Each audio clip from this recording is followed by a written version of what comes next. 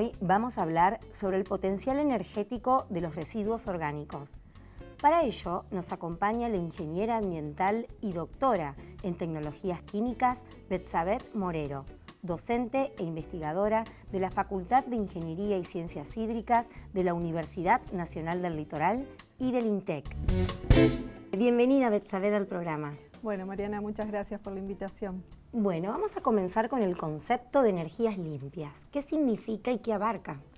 Bueno, el concepto de energías limpias en general tiene muchas definiciones, digamos. A nosotros nos gusta más hablar de energía sustentable, que tiene que ver con producir un tipo de energía que sea compatible con la naturaleza y el cuidado de la vida, ¿no? Muchas veces hablamos, por ejemplo, de energías renovables y pensamos que es la solución al uso de los combustibles fósiles, y en general lo que al menos nosotros planteamos es que reemplazar una fuente por otra no resuelve todos los problemas del actual modelo energético, que desde nuestra perspectiva, además de ser insustentable, es inequitativo e injusto porque no todos los sectores de la población consumen la misma cantidad de energía, y por eso cuando hablamos de sustentabilidad, además de pensar en formas limpias de generación de energía, o al menos que no contaminen tanto como los combustibles fósiles o no emitan tanta cantidad de gases de efecto invernadero como los combustibles convencionales, nosotros además apuntamos a un modelo energético que se pueda redistribuir mejor, que todos los sectores de la sociedad tengan acceso a ese tipo de energía, y que de fondo repensemos o nos planteemos para qué producimos esa energía y para quién la estamos produciendo. Entonces nos parece fundamental que a la hora de pensar en una transición energética estos conceptos sean la clave para pensar el horizonte de esta transición, ¿no? Claro, y dentro de este grupo de energías renovables está el biogás, ¿y cuáles son sus principales usos, por ejemplo? Sí, nosotros en el grupo trabajamos fundamentalmente con lo que es el estudio y la investigación de los procesos de digestión anaeróbica para la producción de biogás. El biogás tiene una enorme cantidad de usos, se puede usar para producir energía eléctrica, se puede usar para calefaccionar, se puede usar también como un reemplazo del GNC para el uso en vehículos, camiones, etcétera. Y la gran ventaja que tiene el biogás es que se produce o se podría producir a partir del aprovechamiento de distintos tipos de residuos orgánicos. Por ejemplo, los residuos sólidos urbanos o efluentes de algunas industrias alimenticias, por ejemplo, o residuos de la industria del sector agrícola ganadero. O sea, podríamos aprovechar un montón de residuos que hoy son un problema para la sociedad y que además también una mala gestión de los residuos orgánicos genera gases de efecto invernadero, entonces podríamos aprovechar esos residuos, reducir los impactos que tienen y además aprovechar un tipo de energía limpia como es el biogás, y por eso nuestro interés, digamos, en profundizar y avanzar en esta temática. Justamente a eso va la siguiente pregunta. ¿Cuán avanzado o cuán desarrollada está la producción de biogás, al menos en nuestra región? Bueno, las tecnologías de producción de biogás son tecnologías maduras, digamos que hace muchos años que se utilizan, pero lamentablemente en nuestro país no están lo suficientemente explotadas. Nuestro país y nuestra región, principalmente la provincia de Santa Fe, tiene un enorme potencial para el aprovechamiento de biogás por la producción agrícola, ganadera, las industrias que hay en esta zona. De hecho, Córdoba, Santa Fe, Entre Ríos y Buenos Aires son las tres principales provincias con mayor potencial de aprovechamiento de biogás, pero como te decía, lamentablemente no está lo suficientemente explotado, y hoy la producción de biogás en Argentina creo que no supera el 1% de lo que es la matriz energética actual. Y creo que tendríamos, digamos, mucho mayor posibilidad de aumentar ese porcentaje de generación si, digamos, hiciéramos las cosas bien y aprovecháramos los residuos como deberíamos, ¿no? Claro, es decir, no solamente es una cuestión de inversión, que obviamente se necesita, sino también de política pública, de tomar medidas, digamos, no estructurales para fomentar el desarrollo de esta industria. Sí, totalmente. O sea, el incentivo, digamos, y las políticas públicas que ayuden, digamos, sobre todo a los sectores privados a tomar este tipo de iniciativa, y obviamente nosotros creemos que en vínculo con el sector científico-tecnológico que los pueda ayudar y asesorar a tomar mejores medidas, digamos, creo que es clave, digamos, que deberíamos acercar, digamos, a los productores, a las industrias, a los municipios, al sistema científico-tecnológico, para que se puedan generar los vínculos que necesitamos para desarrollar aún más esta tecnología, que como te dije, es una tecnología que es exitosa, digamos, y que, bueno, simplemente necesitamos avanzar un poco más de donde estamos hoy. Esta tecnología, por ejemplo, son los biodigestores. Sí, exactamente. Un biodigestor, pensemos que es un tanque, por así decirlo, donde se colocan residuos orgánicos dentro. Ahí hay un proceso, digamos, de degradación de la materia orgánica, donde las bacterias metanogénicas degradan esa materia orgánica y producen un gas equivalente al gas natural. El biogás, la característica que tiene es que está conformado principalmente por metano. El metano es lo que es, digamos, el principal compuesto del gas natural, y además tiene una serie de otros gases como ácido sulfídrico, dióxido de carbono, que son impurezas, que es necesario removerlas antes de poder utilizarlas, por ejemplo, en un vehículo o inyectarla a la red. Esas tecnologías de purificación también son tecnologías maduras, pero que también se podrían desarrollar localmente o nacionalmente si pusiéramos, digamos, si hubiera una vinculación público-privada que permita avanzar en el desarrollo de esas tecnologías, ¿no? Pero creo que están dadas todas las condiciones para que en nuestro país se pueda aumentar el potencial. Claro, bueno, está claro que es digamos, una energía noble, digamos, para el ambiente, pero para el consumidor también lo es desde el punto de vista económico, con los problemas que hoy tiene el acceso quizá la gente a la energía por una cuestión económica. Bueno, la discusión económica de tarifas es un tema complejo, digamos. A mí siempre me gusta mostrar, digamos, que a lo largo de la historia los combustibles fósiles han recibido una enorme cantidad de subsidios por parte del Estado, del sector público, y si hoy es competitivo, digamos, en el mercado es gracias a esos subsidios que recibió. Lo que yo creo es que es urgente redefinir la lógica de subsidios, donde no sigan estando siempre orientados a los combustibles fósiles, sobre todo en este contexto de crisis climática, digamos, donde hay un aumento cada vez mayor de la temperatura del planeta y es necesario pensar medidas urgentes para revertir el calentamiento global. Creo que los subsidios a los combustibles fósiles tendrían que empezar a dirigirse a las energías renovables para que puedan competir en igualdad de condiciones. A lo largo de las últimas décadas, el precio, por ejemplo, de la producción de energía solar, de energía eólica, ha descendido exponencialmente en comparación con un par de décadas atrás. Creo que con el biogás también se podría seguir en la misma dirección, pero insisto, se tendrían que empezar a destinar los subsidios más a las energías renovables y fomentar la producción de energías limpias y no tanto a los combustibles fósiles. Claro, esto supongo es parte de lo que hablabas al principio de un cambio de modelo energético, no solamente pensar en el reemplazo de una energía por la otra, sino un poco más a nivel macro, pensar de alguna manera en un cambio de modelo energético. ¿Qué otros aspectos supone esta transición que se deben tener en cuenta para evolucionar, ¿no? Para cambiar o revertir el modelo que tenemos actualmente? Bueno, yo creo que lo principal es pensar en un cambio de modelo productivo, ¿no? Bueno, estamos produciendo un montón de bienes y servicios, algunos que son necesarios y fundamentales para la vida, para la subsistencia de la especie humana, y otros que no lo son tantos, ¿no? Pienso que en esta lógica de este modelo de producción donde el objetivo es aumentar el PBI o aumentar, digamos, los indicadores económicos infinitamente, bueno, eso va en contra de lo que son los límites físicos o los límites planetarios. El planeta Tierra tiene un límite, tiene una cantidad de recursos naturales finitos, entonces no podemos pensar en un modelo de producción infinito cuando los recursos naturales son finitos.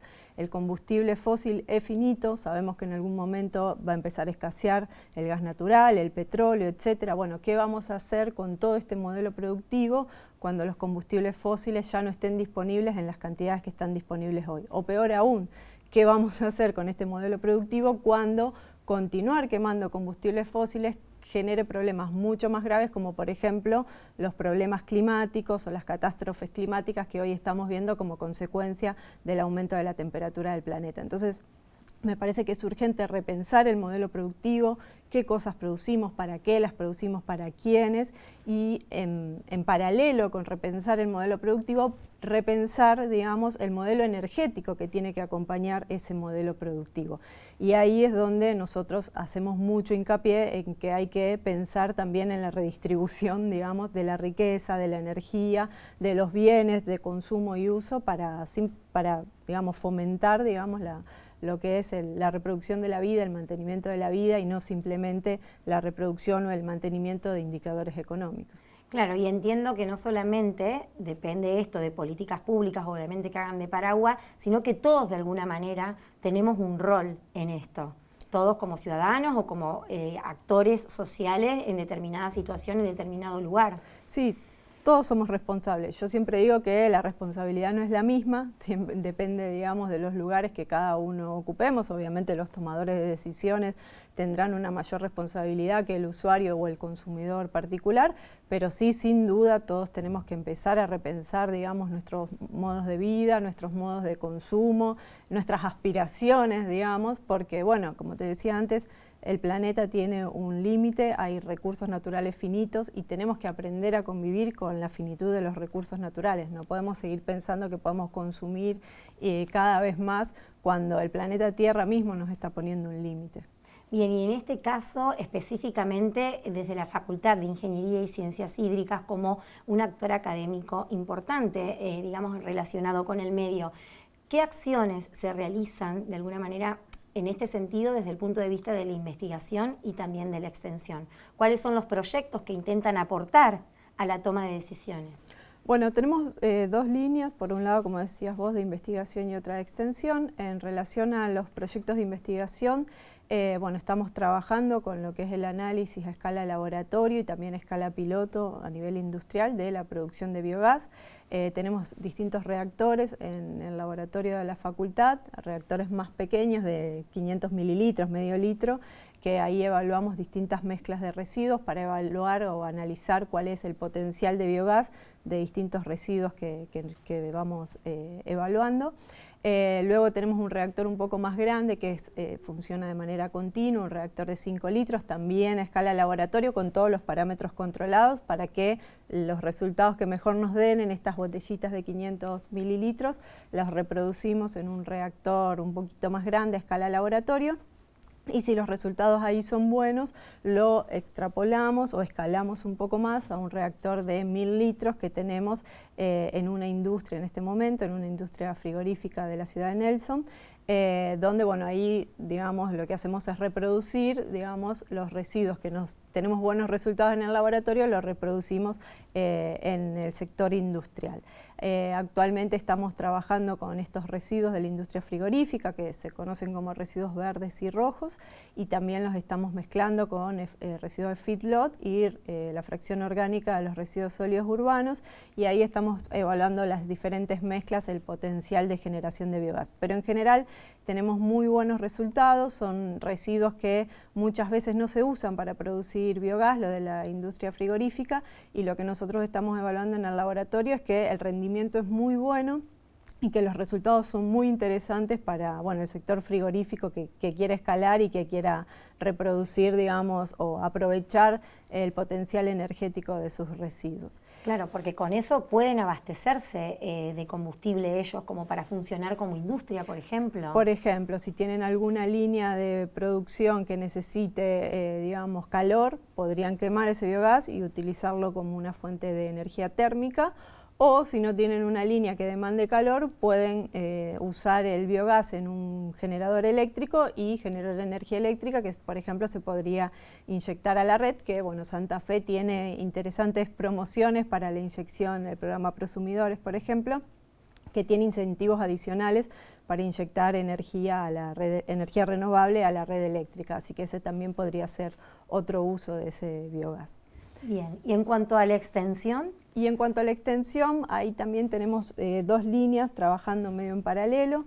Por un lado tenemos un convenio que firmó la Facultad de Ingeniería y Ciencias Hídricas con el Observatorio Social de la UNL y con el INENCO, que es el Instituto de Energía No Convencional de Salta. Ahí estamos trabajando con investigadores de Salta en diagramar encuestas de pobreza energética para la ciudad de Santa Fe. Desde el año 2018 venimos relevando estos indicadores de pobreza energética. Ahora firmamos un convenio para que se sigan realizando por los próximos 5 años, así que probablemente hasta el 2027 aproximadamente vamos a tener una muestra para evaluar principalmente, digamos, la inequidad en el acceso a la energía en toda la ciudad de Santa Fe.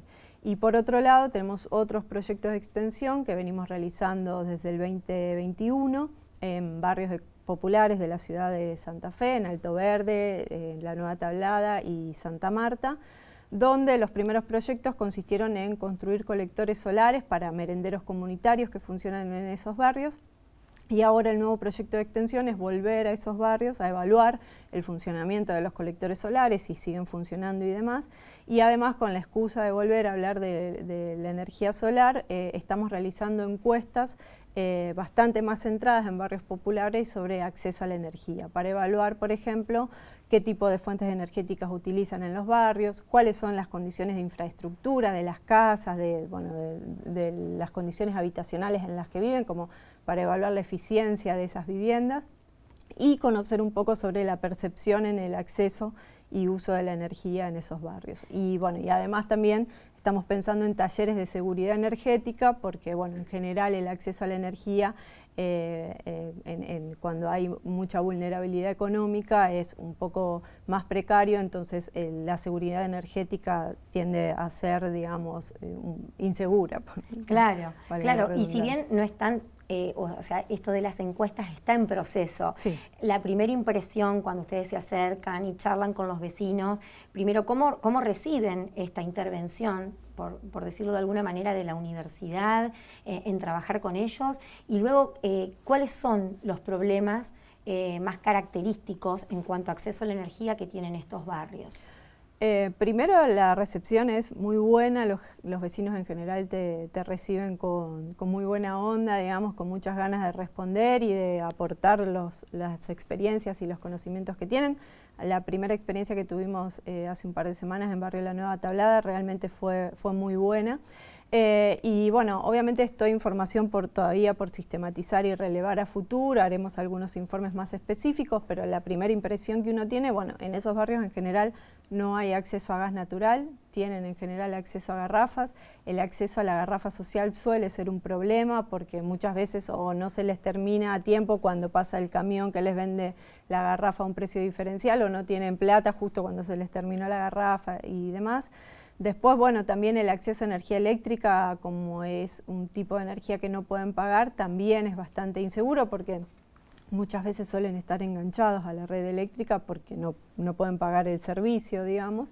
Y después otro de los grandes problemas que tienen es la eficiencia de los hogares. En general son techos de chapa, piso de cemento o en algunos casos de tierra. Las paredes no suelen tener el revestimiento interno y externo necesario para una buena aislación. Entonces, además de que pagan energía más cara, porque pensá que la garrafa es más cara que el gas natural, la energía que logran tener en sus casas se pierde rápidamente por el techo, el piso o las paredes, porque la aislación no es buena. Entonces, los problemas de vulnerabilidad en cuanto a acceso a la energía se potencian por una mala aislación o mala calidad habitacional de esas viviendas. Claro, y también asociado a eso el tema de la gestión de los residuos ahí. Son lugares donde los residuos se acumulan, se queman y también de repente están quemando residuos y cerca hay una reserva de combustible o bueno, porque ellos mismos fabrican un modo de distribuirlos. Entonces es todo también un problema que está asociado a externalidades, como en este caso la gestión de residuos sólidos. Exacto. Bueno, sí, el tema del acceso a combustibles líquidos también, digamos, es un problema porque no hay estaciones de servicio cerca, entonces se generan reventas de combustibles dentro del barrio con los problemas de seguridad que eso trae. Y como vos decís, en general, digamos, la recolección de residuos pasa el camión, pero bastante, o sea, el camión no entra al barrio, pasa por la avenida más cercana, Entonces los vecinos cuando sacan la basura tienen que caminar varias cuadras para que puedan recolectar, digamos, esos residuos. Entonces lo que se genera lógicamente son microbasurales donde hay espacios de terrenos o terrenos baldíos donde los vecinos lo usan para tirar la basura. Pero bueno, eso tiene que ver también con una mala gestión en cuanto a la recolección de los residuos en esos barrios. Sí, las problemáticas en general suelen ser múltiples y bueno, tienen muchas aristas como un poco van a evidenciar el resultado de las encuestas que hicimos. Claro, y bueno, y corriéndonos un poquito del tema nomás, pero también asociado, y esto que tiene que ver con la gestión de los residuos sólidos, así, a simple vista, ¿cuáles son los desafíos que tenemos en este tema como comunidad, como sociedad? Primero, aprender a separar, que ahí sí creo que una política de Estado que tiene que ser muy fuerte para hacer campañas de concientización en la población de que es necesario separar los residuos, no podemos seguir mezclando plásticos con cartones, con residuos orgánicos, tiene que haber una política de separación en origen fuerte, para que cuando esos residuos separados y diferenciados lleguen, digamos, al relleno sanitario, al complejo ambiental en donde se traten, bueno, se puedan, digamos, separar y tratar adecuadamente. Los residuos orgánicos podríamos hacer compost y que vuelvan a ser tierra fértil, podríamos hacer biogás, generar energía y el digestato, o sea, lo que sale de los biodigestores también se puede usar como fertilizante. Bueno, los residuos orgánicos, un material realmente noble, interesante, que podría no ser contaminación y podría volver a formar parte de la tierra, que es de donde salió. Y después lo reciclable, obviamente, los plásticos se pueden reciclar, los papeles se pueden reciclar y es una fracción muy mínima, menor al 20%, la que debería llegar a los rellenos sanitarios. Hoy en Santa Fe casi la totalidad de los residuos terminan en el relleno y la verdad es que es un problema muy grande porque ya el relleno pasado colapsó, hay que volver a ampliarlo. Bueno, ¿cuánto tiempo más va a durar ese relleno ampliado si no separamos y no tratamos los residuos como corresponden? Sí, hay una política de gestión integral de residuos que habría que profundizar en la ciudad sin duda. Bien, y creo que se empieza desde, digamos, qué tan avanzados estamos, además de las políticas públicas, en cada uno, ¿no? En el avance, en la conciencia ambiental. ¿Qué tan avanzados estamos en conciencia ambiental a nivel comunidad? Yo creo que hay una conciencia en general de la gente. Lo que sí creo es que hay que incentivarla, digamos, y generar un acompañamiento para que la gente que tiene ganas de separar sienta que lo hace con algún sentido, por ejemplo, en términos de residuos.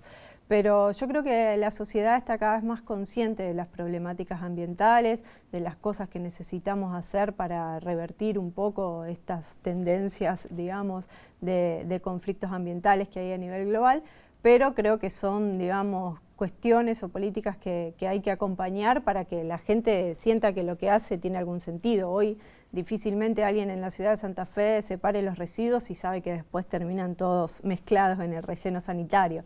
Ahora, si la gente, por ejemplo, vería un biodigestor donde llegaran los residuos orgánicos y vería que con eso se produce energía limpia, estoy segura que las políticas de separación serían mucho más eficaces. Pero primero hay que empezar por darle sentido a esa separación para luego convencer a la gente de que tome conciencia. Pero bueno, son cosas que hay que trabajar desde la política pública.